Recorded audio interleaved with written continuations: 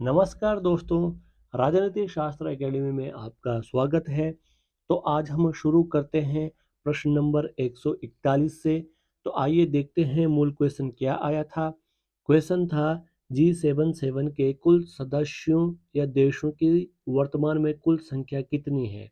तो सही आंसर 134 है। आइए इसको देखते हैं। उत्तर की विस्तृत व्याख्या देखें तो ग्रुप ऑफ 77 यानी इसकी स्थापना 15 जून 1964 को होती है संयुक्त राष्ट्र में। ठीक, प्रारंभिक सदस्य 77 विकासशील देश होते हैं जिसके नाम पर यह G77 पड़ा। वर्तमान में मतलब अब 2026 तक इसके जो सदस्य हैं वो 134 हैं। और उद्देश्य क्या है? विकासशील देशों के आर्थिक हितों की रक्षा करना और यूएन और अन्य अंतर्राष्ट्रीय मंचों पर सामूहिक रूप से अपनी आवाज़ को बुलंद करना। आसान भाषा में G77 का नाम जी से 77 देशों से आया था, लेकिन आज इसमें 134 देश शामिल हैं। बाकी विकल्प बिल्कुल गलत है। ठीक, अतिरिक्त तथ्य की बात करें तो G77 का मुख्यालय यूएन हेडक्वार्टर्स न्यूयॉर्क में है और इसका एक प्रमुख उपसमूह G24 inter governmental group of 24 on international monetary affairs and development. Bharat भी इसका सदस्य है। बार बार पूछा गया G77 की स्थापना कब होती है, 1964 में, और सदस्य देशों की संख्या कितनी है, 134। सिलेबस की बात करें तो यह प्रश्न international relations, international organisation, G77, G7, G20 NAM, WTO, IMF और वर्ल्ड बैंक से जुड़ा हुआ है। आइए अगले क्वेश्चन को देखते हैं। मूल क्वेश्चन था कौन सा देश G7 का सदस्य नहीं है। तो सही आंसर भारत है। आइए इसको देखते हैं। उत्तर की विस्तृत व्याख्या देखें तो G7 की स्थापना 1975 में, शुरुआत में G7, बाद में कनाडा जुड़ा और यह G7 हुआ। सदस्य देश कौन कौन है? यूएसए है, United kingdom, France, Germany, Italy, Canada और जापान। ठीक, यह समूह विश्व की सबसे बड़ी विकसित अर्थव्यवस्थाओं का प्रतिनिधित्व करता है। उद्देश्य क्या है? वैश्विक आर्थिक नीतियों, वित्तीय स्थिरता, सुरक्षा और जलवायु परिवर्तन जैसे मुद्दों पर सहयोग करना। भारत G7 का सदस्य नहीं, लेकिन कई बार आउटरीच पार्टनर के रूप में सम्मेलनों में बुलाया गया है। बाकी विकल्प बिल्कुल सही थे। ठीक, केवल भारत इसका सदस्य नहीं था। अतिरिक्त तथ्य की बात करें, रसिया भी 1997 में इसमें जुड़ा था, G8 बना, लेकिन 2014 में क्रीमिया संकट के बाद निलंबित कर दिया गया। G7 की अध्यक्षता हर साल सदस्य देशों में बारी बारी से होती है। बार बार पूछा जाता है G7 के वर्तमान सदस्य कौन है, तो हमने देख लिया। और भारत G7 का सदस्य है या नहीं है, तो नहीं है, केवल अतिथि या आउटरीच पार्टनर के रूप में बुलाया जाता है। सिलेबस की बात करें तो यह international relations, international organisation, G7, G20, BRICS NAM से जुड़ा हुआ है। एग्जाम रेफरेंस आप लोग देख सकते हो। बात करते हैं अगले क्वेश्चन की। मूल क्वेश्चन था निम्न में से कौन सा देश बिम्स्टेक का सदस्य नहीं है। तो सिंगापुर नहीं है। आइए इसको देखते हैं। उत्तर की विस्तृत व्याख्या देखें तो बिम्स्टेक, इसका फुल फॉर्म याद रखना आपको जरूरी है।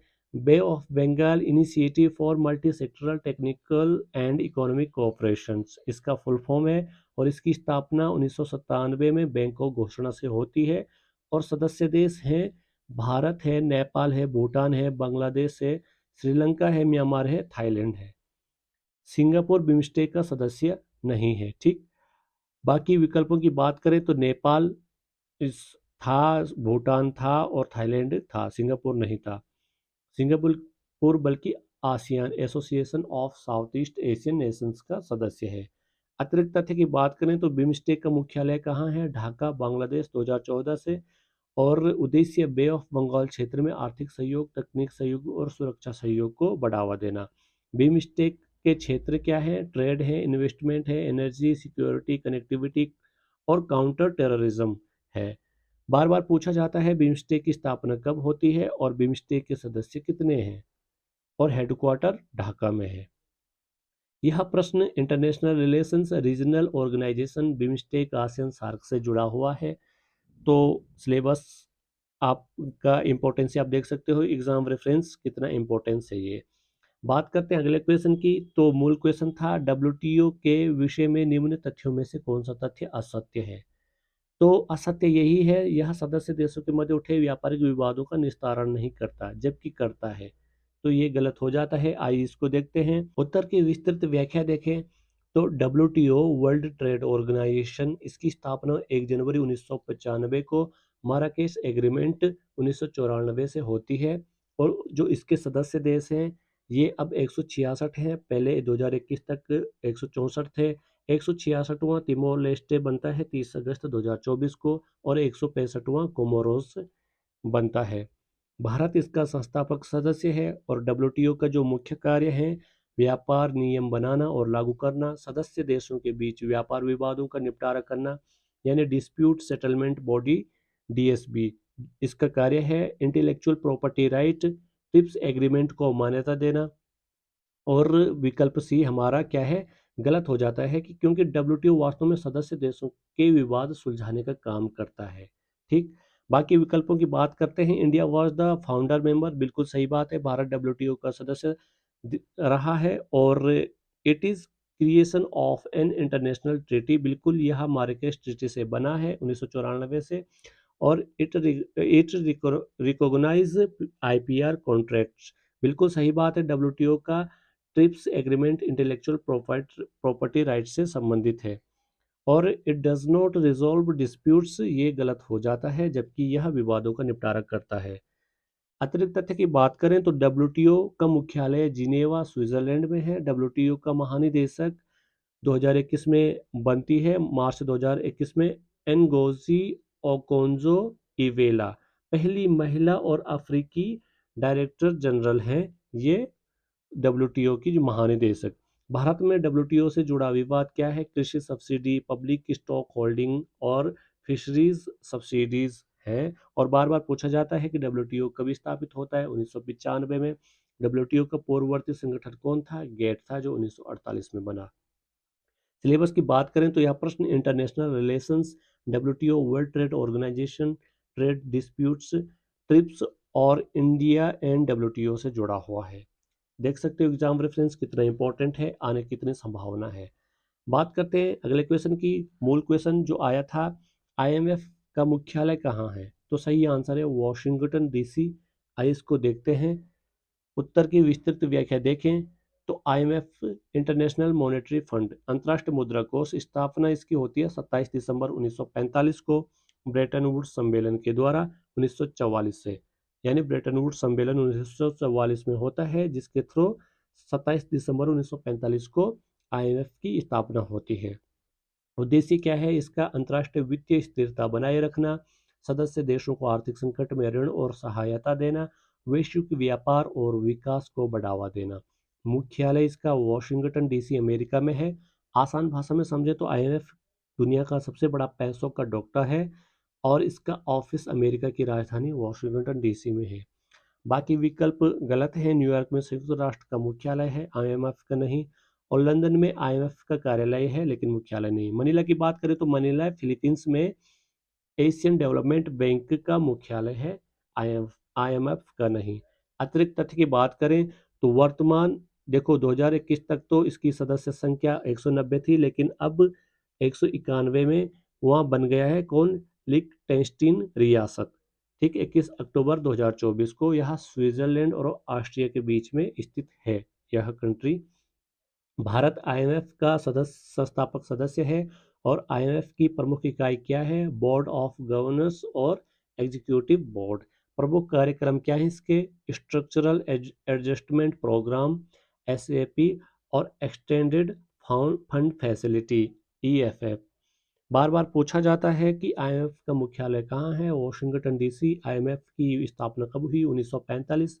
और आईएमएफ और वर्ल्ड बैंक के सम्मेलन से बने हैं, ब्रेटन वुड्स कॉन्फ्रेंस 1944, दोनों बने थे आईएमएफ और वर्ल्ड बैंक। सिलेबस की बात करें तो यह प्रश्न Indian international relations, global financial institutions, IMF, world bank, WTO, ADB से जुड़ा हुआ है। एग्जाम रेफरेंस आप लोग देख सकते हो कितना इंपॉर्टेंट है और आने की कितनी संभावना है। बात करते हैं अगले क्वेश्चन की। तो मूल क्वेश्चन आया था, निम्न में से कौन खेल सिद्धांत का समर्थक नहीं है। तो सही आंसर है चार्ल्स मैक्लेलैंड। तो मतलब चार्ल्स मैक्लेलैंड हैं ये। ठीक। उत्तर की विस्तृत व्याख्या देखें तो गेम थ्योरी या खेल सिद्धांत गणितीय और तर्कशास्त्र पद्धति जो रणनीति निर्णय निर्माण और प्रतिस्पर्धी परिस्थितियों में व्यवहार का अध्ययन करती है। इसे राजनीति विज्ञान अर्थशास्त्र अंतर्राष्ट्रीय संबंध और युद्ध नीति में उपयोग किया जाता है। मुख्य समर्थक जो थे इसके सपोर्टर्स थॉमस सेलिंग है। द स्ट्रेटजी ऑफ कॉन्फ्लिक्ट से जुड़े हैं, 1960 में इन्होंने ये किया लिखा है। मार्टिन सुबिक की बात करें तो गेम थ्योरी के अनुप्रयोग और अर्थशास्त्र और राजनीति में इन्होंने यह प्रयोग किया। हार्वर्ड रेफा की बात करें तो डिसीजन एनालिसिस और गेम थ्योरी पर इन्होंने कार्य किया। जबकि चार्ल्स मैक्लेलैंड या पॉलिटिकल साइंस और इवेंट डेटा एनालिसिस में योगदान इन्होंने किया है, लेकिन ये गेम थ्योरी के प्रत्यक्ष समर्थक नहीं थे। आसान भाषा में शेलिंग, शुबिक और रेफा गेम थ्योरी को आगे बढ़ाने वाले थे, पर मैक्लेलैंड का काम अलग था, इसलिए वह वही इसका समर्थक नहीं था। बाकी थॉमस सेलिंग थे गेम थ्योरी के प्रमुख विद्वान, नोबेल प्राइज भी इनको मिला है 2005 में इकोनॉमिक्स से।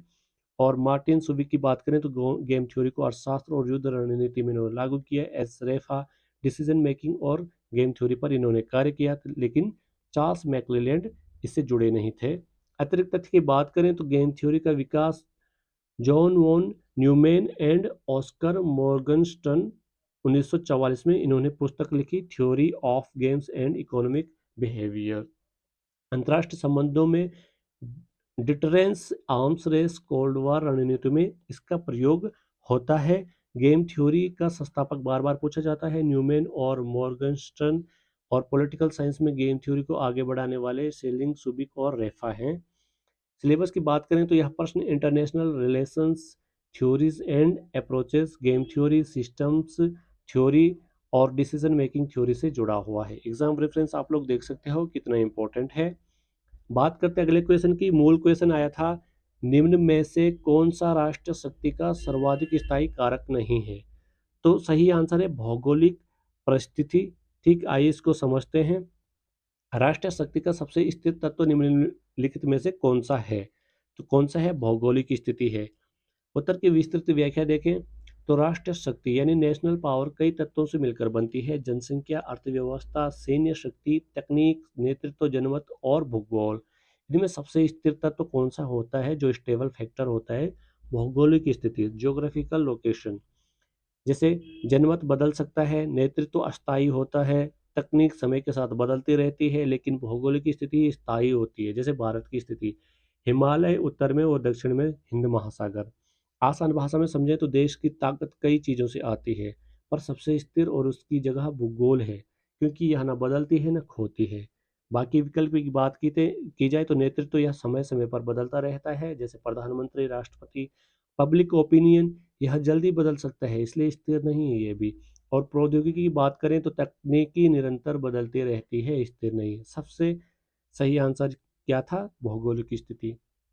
अतिरिक्त तथ्य की बात करें तो एलिमेंट्स ऑफ नेशनल पावर क्या है? भूगोल, जनसंख्या, प्राकृतिक संसाधन, अर्थव्यवस्था, सैन्य शक्ति, तकनीक, जनमत, कूटनीति। भूगोल को सबसे स्थिर और बुनियादी तत्व माना गया है, और बार बार पूछा जाता है सबसे स्थिर तत्व भूगोल है, सबसे गतिशील तत्व जनमत और नेतृत्व है। सिलेबस की बात करें तो यह प्रश्न international relations, elements of national power से जुड़ा हुआ है। एग्जाम रेफरेंस आप लोग देख सकते हो क्वेश्चन कितना इंपॉर्टेंट है। आइए आगे क्वेश्चन देखते हैं। मूल क्वेश्चन था, एनपीटी वर्ष किस वर्ष में अस्तित्व में आई? तो सही आंसर है 1968। लेकिन एक बार देखा जाए तो 1968 ये हस्ताक्षर के लिए खोला गया था, लेकिन लागू होता है 1970। यूकेपीएससी ने इसका आंसर 1968 दिया है, तो 1968 ही आप लोग करना। ठीक, वैसे इसका आंसर 70 होना चाहिए था, 1970, क्योंकि इसी टाइम यह लागू होता है, लेकिन 1968 में यह केवल हस्ताक्षर के लिए खोला जाता है। पर फिर भी यूकेपीएससी में दोबारा अगर यही क्वेश्चन आता है तो आप लोगों को 1968 ही करना है। उत्तर की विस्तृत व्याख्या, NPT nuclear non proliferation treaty, परमाणु अप्रसार संधि। हस्ताक्षर होता है 1 जुलाई 1968। ठीक, हस्ताक्षर के लिए खोला जाता है और लागू होता है 5 मार्च 1970। उद्देश्य क्या है? परमाणु हथियारों के प्रसार को रोकना, परमाणु ऊर्जा का शांतिपूर्ण उपयोग प्रोत्साहित करना और परमाणु निरस्त्रीकरण, डिसआर्मामेंट की दिशा में कदम कर उठाना। आसान भाषा में एनपीटी पर 1968 में हस्ताक्षर हुए, लेकिन यह असली रूप में 1970 से लागू हुआ। अब देखते हैं परमाणु अप्रसार संधि, ठीक है, न्यूक्लियर नॉन प्रोलिफरेशन ट्रीटी। इसके लागू होने का वर्ष जो है वह 1970 है, जबकि इसे हस्ताक्षर के लिए खोले जाने का वर्ष है 1968 है। आपके द्वारा दिए गए संदर्भ में जहां यूकेपीएससी ने उत्तर 1968 माना है, आयोग ने संभवतः अस्तित्व में आने का अर्थ हस्ताक्षर के लिए खोले जाने से लिया होगा। ठीक, शैक्षणिक कानूनी रूप से सही उत्तर एंट्री इनटू फोर्स जो है वो 1970 है। यूकेपीएससी आयोग की कुंजी के अनुसार संभावित उत्तर क्या है? 1968 है, तो यही करना है। एनपीटी के दो महत्वपूर्ण वर्ष है। परमाणु अप्रसार संधि की जो समय रेखा है, इसमें 2 वर्ष बहुत इंपॉर्टेंट है और प्रतियोगी परीक्षाओं में अक्सर ये भ्रम पैदा करते हैं। पहला जो बी है 1968 हस्ताक्षर के लिए खोला गया, ओपन फॉर सिग्नेचर। एनपीटी को 1 जुलाई 1968 को हस्ताक्षर के लिए खोला गया था। हस्ताक्षर वह प्रारंभिक चरण है जब देश संधि की शर्तों को स्वीकार करने की अपनी मंशा व्यक्त करते हैं, और 1970 लागू हुआ, एंट्री इनटू फोर्स। एनपीटी 5 मार्च 1970 को लागू लागू हुई, इफेक्टिवली ये लागू हुई। कोई भी अंतर्राष्ट्रीय संधि तभी लागू होती है जब आवश्यक संख्या में देशों द्वारा इसका अनुसमर्थन किया जाता है। अस्तित्व में आना या प्रभावी होना आमतौर पर इसी वर्ष से संबंधित होता है, लेकिन यूकेपीएससी ने 1968 दिया है तो 1968 ही करना है। ठीक, और 70 के हिसाब से यह ऑप्शन बिल्कुल गलत हो जाते हैं। अतिरिक्त तथ्य की बात करें तो एनपीटी के 3 स्तंभ हैं: नॉन प्रोलिफरेशन, अप्रसार, डिसआर्मामेंट, निरस्त्रीकरण, और peaceful use of nuclear energy, शांतिपूर्ण उपयोग। एनपीटी मान्यता प्राप्त परमाणु शक्तियों P5 अमेरिका, रूस, पूर्व में यूएसएसआर जिसको सोवियत संघ भी बोलते थे, ब्रिटेन, फ्रांस और चीन को मान्यता देता है, और भारत, पाकिस्तान, इजराइल ने एनपीटी पर हस्ताक्षर नहीं किया। बार बार पूछा जाता है एनपीटी लागू कब हुआ? 1970 में। एनपीटी पर हस्ताक्षर कब हुए? 1968 में। भारत ने क्यों हस्ताक्षर नहीं किए? क्योंकि यह संधि भेदभावपूर्ण है। P5 को परमाणु हथियार रखने की छूट, बाकियों पर रोक लगाती है। सिलेबस की बात करें तो यह प्रश्न international relations, disarmaments and treaties, NPT, CTBT, PTBT से जुड़ा हुआ है। एग्जाम रेफरेंस आप लोग देख सकते हो ये कितना इंपॉर्टेंट है और आने की कितनी संभावना है। आइए दूसरे क्वेश्चन को देखते हैं। मूल क्वेश्चन जो आया था वह था, किसने कहा कि राष्ट्र संघ एक शिथिल संघीय ढांचा है? तो सही आंसर है पिटमैन बी पॉटर ने कहा था। आइए इसको देखते हैं। उत्तर की विस्तृत व्याख्या देखें तो लीग ऑफ नेशन, राष्ट्र संघ, स्थापना इसकी 1919 में होती है, वर्साई की संधि के बाद। उद्देश्य क्या है? अंतर्राष्ट्रीय शांति बनाए रखना और भविष्य में युद्ध रोकना। लेकिन इसकी संरचना कमजोर थी और इसे अक्सर लूज फेडरल यूनियन या शिथिल संघीय संघ कहा गया। पीटम बी पोटर अमेरिकी राजनीतिक वैज्ञानिक हैं। इन्होंने लीग ऑफ नेशंस को लूज फेडरल यूनियन कहा है या शिथिल संघीय संघ कहा है। मतलब यह न तो एक मजबूत संघ था, न ही एक ढीला संगठन, बल्कि बीच की स्थिति जो प्रभावी नहीं रही। आसान भाषा में समझें तो पोर्टर का कहना था कि राष्ट्रसंघ असली संघीय संगठन नहीं था, बल्कि केवल एक ढीला ढाला संघ जैसा था।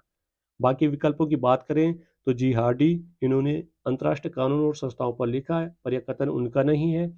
और ऑर्गेन्स्की की बात करें तो इनकी प्रसिद्ध पुस्तक वर्ल्ड पॉलिटिक्स 1958 में लिखी, और पावर ट्रांजिशन थ्योरी इन्होंने लिखी। डीजे हिल्स की बात करें तो अंतर्राष्ट्रीय राजनीति पर लिखा है, लेकिन लीग ऑफ नेशंस को लूज फेडरल यूनियन कहने वाले कौन थे? पोर्टर थे। अतिरिक्त तथ्य की बात करें तो लीग ऑफ नेशंस की असफलता क्या थी? अमेरिका सदस्य नहीं बना, निर्णय सर्वसम्मति से लेने पड़ते थे, द्वितीय विश्व युद्ध रोकने में ये विफल रहा। बाद में 1945 में यूनाइटेड नेशंस की स्थापना हुई, जो लीग ऑफ नेशंस का उत्तराधिकारी बना। बार बार पूछा गया लीग ऑफ नेशंस कब बना? 1919 में। इसे लूज फेडरल यूनियन किसने कहा? पिटमैन बी पोर्टर ने। और यूएन की स्थापना कब हुई? 1945 में, सैन फ्रांसिस्को सम्मेलन से। सिलेबस की बात करें तो यह प्रश्न international relations, international organisation, league of nations, UN, WTO, IMF, world bank से जुड़ा हुआ है, और एग्जाम रेफरेंस आप लोग देख सकते हो कितना इंपॉर्टेंट है। बात करते हैं अगले क्वेश्चन की। आइए मूल क्वेश्चन को देखते हैं। आईसीजे की संविधि में कितने अनुच्छेद हैं? तो सही आंसर है 70। आइए इसको देखते हैं। अंतर्राष्ट्रीय न्यायालय के विधान में कुल 70 अनुच्छेद हैं। सही विकल्प सी है 70। विस्तार से जानकारी देखते हैं। अंतर्राष्ट्रीय न्यायालय का विधान संयुक्त राष्ट्र के चार्टर का एक अभिन्न अंग है। यह चार्टर के अनुच्छेद 92 में निहित है। इस विधान को 5 अध्यायों में विभाजित किया गया है जो न्यायालय की संरचना, कार्यप्रणाली और अधिकार क्षेत्र को परिभाषित करते हैं। विधान के मुख्य अध्याय अध्याय 1 अनुच्छेद 233 तक न्यायालय का संगठन की बात की गई। अध्याय 2 में अनुच्छेद 34 से 38 तक न्याय की सक्षमता की बात की गई और ये अध्याय 3 में अनुच्छेद 39 से 64 तक प्रक्रिया के बारे में बात की गई। अध्याय 4 की बात करें तो अनुच्छेद 65 से 68 तक सलाहकार राय की बात की गई और अध्याय 5 में 69 से 70 तक संशोधन की बात की गई। यह विधान अंतर्राष्ट्रीय कानून का एक महत्वपूर्ण स्रोत है और यह निर्धारित करता है कि आईसीजे कैसे काम करेगा, किन मामलों पर विचार करेगा और उसके निर्णय कैसे दिए जाएंगे। अतिरिक्त तथ्य की बात करें तो आईसीजे में 15 न्यायाधीश होते हैं जिनका चुनाव यूएनजीए और यूएनएससी द्वारा किया जाता है। उनका कार्यकाल 9 वर्ष का होता है। आईसीजे केवल राज्यों के बीच विवाद सुनता है, मतलब देशों के बीच विवाद सुनता है, व्यक्तियों का नहीं। भारत के न्यायाधीश जस्टिस दलवीर भंडारी 2012 से आईसीजे में न्यायाधीश हैं। बार बार पूछा गया आईसीजे कहाँ स्थित है? हैग में है, नीदरलैंड में है हैग। और आईसीजे के विधान में कितने अनुच्छेद है? तो कितने हैं? 70 अनुच्छेद है। और आईसीजे में कितने न्यायाधीश होते हैं? तो 15 न्यायाधीश होते हैं।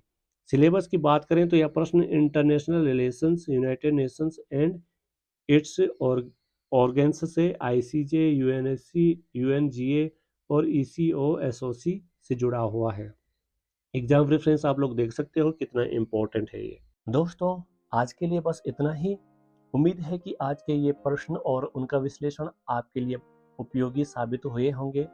अगर आपको वीडियो पसंद आया हो तो इसे लाइक करें, अपने दोस्तों के साथ शेयर करें और सबसे ज़रूरी राजनीति शास्त्र एकेडमी को सब्सक्राइब करें ताकि अगला पार्ट और आने वाली सीरीज का कोई भी वीडियो आपसे मिस ना हो। जिन लोगों ने पिछले वीडियो अब तक नहीं देखे हैं वो पहले के पार्ट जरूर देखें क्योंकि हर वीडियो पिछले वीडियो से जुड़ा हुआ है। और हाँ, आप हमारे टेलीग्राम चैनल राजनीति शास्त्र एकेडमी को जरूर ज्वाइन करें जहां आपको free exam materials, UKPSC political science के करंट अफेयर्स अपडेट्स और पीडीएफ नोट्स मिलेंगे। जिन छात्रों को इस पीवाईक्यू सीरीज की पीडीएफ खरीदनी है वो टेलीग्राम से सीधे ले सकते हैं।